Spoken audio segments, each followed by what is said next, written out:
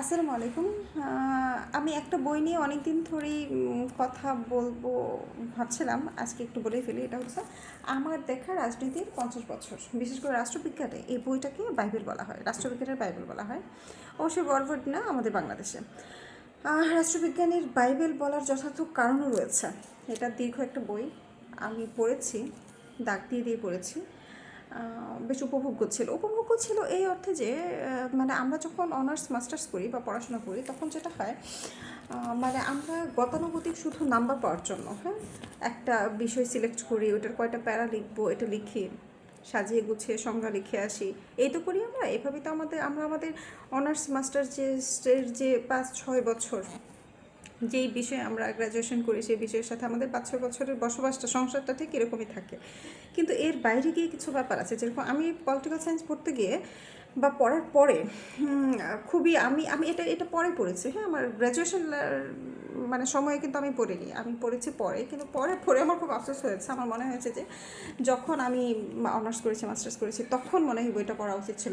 এবং ভাইভাতে আমাকে ধরাও হয়েছিল কিন্তু আমাদের সম্ভবত থার্ড সেমিস্টারে স্যার প্রত্যেককেই ধরে ধরে জিজ্ঞেস করেছিলেন যে আমাদের রাজনীতি 50 বছর এই বইটি কি পড়েছেন কিনা। উনি হচ্ছেন মিসবা স্যার, জগন্নাথ ইউনিভার্সিটির পলিটিক্যাল সায়েন্স ডিপার্টমেন্টের স্যার। অবশ্য এমনিতেও পরিচিত মুখ। তো যাই হোক, আমি যেটা নিয়ে একটু বলতে চাই সেটা হচ্ছে আমাদের রাজনীতির 50 বছর। এখানে আসলে 50 বছরের কাহিনী না, তার চেয়ে একটু বেশি আছে। লেখক আবুল মনসুর আহমদ, তিনি রাজনীতিবিদ ছিলেন, আওয়ামী লীগের রাজনীতি করতেন কিন্তু, এবং পাকিস্তান আমলে তিনি কিন্তু পাকিস্তানের কেন্দ্রীয় মন্ত্রী ছিলেন, বাণিজ্য এবং শিল্পমন্ত্রী ছিলেন কেন্দ্রীয় পরিষদের। কেমন? তো যাই হোক, আবুল মনসুর আহমেদের মানে এই বইটা পড়তে গিয়ে আমার মনে হয়েছে উনি খুব নির্মোহ বর্ণনা দিয়েছেন, হ্যাঁ। এটা একটা ব্যাপার, মানে মূলত অসহযোগ আন্দোলন থেকে এটার বইয়ের উনি রাজনৈতিক মানে ইতিহাস তুলে ধরেছেন। মোটা দাগে 1918-20 সালের ঘটনা। এই বইটি প্রথম প্রকাশিত হয় 1968 সালে, দ্বিতীয় সংস্করণ হয় 1973 সালে, তৃতীয় সংস্করণ হয় 1975 সালে, হ্যাঁ। তো যাই হোক, 1968 সাল পর্যন্ত যে প্রেক্ষাপট, ওটার উপরে ভিত্তি করে আর কি আমার দেখা যেতে 50 বছর লেখা। কিন্তু লেখক 1914 সালে যখন ক্লাস 8-এ পড়তেন তখনকারও কিছু কিছু বর্ণনা তুলে ধরেছেন এখানে। এর মধ্য দিয়ে শুরু হয়েছে মূলত যখন আবুল মনসুর আহমদের হাই স্কুল জীবন নিয়েও দেখা কিছু রাজনীতির মন্দ দিক, ডিপ্লোমেসির দিকগুলা। তো যাই হোক, এটা তো যেহেতু দীর্ঘ বই, এটা সম্পূর্ণ রিভিউ করাটা খুবই কঠিন। এই জন্য কঠিন কারণ রাজনীতির আমাদের অন্তত মানে তৎকালীন পূর্ববঙ্গ যদি বলি বা পাকিস্তান আমলে পূর্ব পাকিস্তান যদি বলি, দুইটা এরাই এখানে এসেছে। কেমন মানে এই বইটাতে লেখক দুইটা বিষয় কিন্তু উঠে এসেছে। একটা হচ্ছে ব্রিটিশ আমলে 47 পর্যন্ত, ইন্টারেস্টিং ব্যাপার, এবং 47-এর পর থেকে যে পাকিস্তান আমলের বাংলাদেশ, ওটা লেখক এত চমৎকারভাবে লিখেছে। আমি জাস্ট কিছু বিষয় বলি। রাজনীতির ভেতরগত যে কত ধরনের খেলা চলে, এবং রাজনীতিটা যে শুধুই মানে বলে না যে ওপর থেকে রাজনীতি করা একটা আদর্শ ধারণ করে, তো এখানে আসলে প্লাস মাইনাস অনেক অনেক ব্যাপার আছে। কেমন কিছু কিছু দিক, রাজনীতির কিছু কিছু নোংরা দিক, ডিপ্লোমেসির কিছু কিছু অত্যন্ত অপরিচ্ছন্ন দিক, এগুলো আবিষ্কার করে কোথাও কোথাও আমি খুব অবাক হয়েছি। এই বইয়ের আরেকটা ব্যাপার বলি, সেটা হচ্ছে দেখবেন যে এই বইটা সাধারণত বিএনপি আমলে খুব বেশি এটা নিয়ে বিশ্ববিদ্যালয়গুলোতে আলোচনা হয়। এটার একটা কারণ আমার কাছে যেটা মনে হচ্ছে, আবুল মনসুর আহমদের সাথে শেখ মুজিবুর রহমানের সম্পর্ক ভালো ছিল না।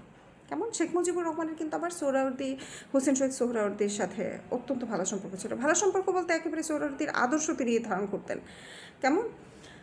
তো যাই হোক, এবং সোহরাওয়ার্দীর পঞ্চম মৃত্যুবার্ষিকীতেই কিন্তু আমাদের বাংলাদেশের নাম যে বাংলাদেশ, এটি শেখ মুজিবুর রহমান প্রবর্তন করেন। যাই হোক, মানে শেখ মুজিবুরের সাথে হোসেন শহীদ সোহরাওয়ার্দীর অনেক ভালো সম্পর্ক ছিল। আবার আবুল মনসুর আহমদের সাথে তখন শেখ মুজিবুর রহমান কিন্তু আবার আবুল মনসুর আহমদ থেকে বয়স অনেক ছোট বলতে অলমোস্ট 20 বছরের ছোট।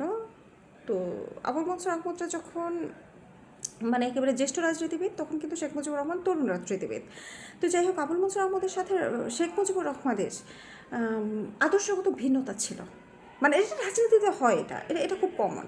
তো ওই যে আদর্শগত ভিন্নতা, এটার দরুন অনেক কিছু আবুল মনসুর আহমদ এখানে এই বইটাতে তুলে ধরেছেন। তো আমি এই বইটা পড়ে এটাই আবিষ্কার করেছি যে এটার জন্য মনে হয় বিএনপি এটাকে বিএনপির আমলে খুব বেশি এটা আলোচনায় রাখে, হ্যাঁ, বা বিএনপির সময়ে এই আবুল মনসুর আহমদের লেখাবলি, যেরকম আবুল মনসুর আহমদের উনি রম্য রচনার জন্য কিন্তু যে বিখ্যাত, আবুল মনসুর আহমদের যে রম্য রচনা সমগ্র এটা আমি পড়েছি, অত্যন্ত চমৎকার। মানে লেখক তো ভালো রাজনীতিবিদ ছিলেন, এত ভালো লেখক ছিলেন এই কান্তি মাঝে, না পড়লে বিশ্বাস করতে পারবেন না। তো যাই হোক, সেজন্য আমি বলবো যে বিএনপি আমলে কেন আবুল মনসুর আহমদকে নিয়ে বেশি আলোচনা হয়, একটু একটু আছে মনে হয় পক্ষপাতিত্ব, কিন্তু আওয়ামী লীগ আমলে সেটা নেই। এটা এই কারণটা উদ্ঘাটন করতে পেরেছি এটা পড়ে। তো যাই হোক, সব মিলিয়ে ভালো লেগেছে। সেজন্য আমি বলবো যে যাদের রাজনীতি নিয়ে আগ্রহ আছে, রাজনীতি যে ভালো লাগে, আর বিশেষ করে যারা রাষ্ট্রবিজ্ঞানের ছাত্র তাদেরকে আমি অবশ্যই সাজেস্ট করব এই বইটা পড়ার জন্য। আমার দেখা রাজনীতি 50 বছর, আশা করি ভালো লাগবে, উপভোগ হবে। আমি আমি খুব উপভোগ করেছি, আমার ভালো লেগেছে, এটাই শেয়ার করা ছিল। আবার আবুল মনসুর আহমদের লেখনী নিয়ে আরেকটু বলি। আবুল মনসুর আহমদের যে মানে রম্য রচনা বা ওনার যে অন্যান্য লেখা, এগুলোও কিন্তু লেখা অত্যন্ত চমৎকার, অত্যন্ত চমৎকার। আমি পড়েছি রম্য রচনাগুলো, বেশ রসবোধ আছে, বেশ উপভোগ করার মতো। তো আজ পর্যন্ত, টাটা, ভালো থাকবেন।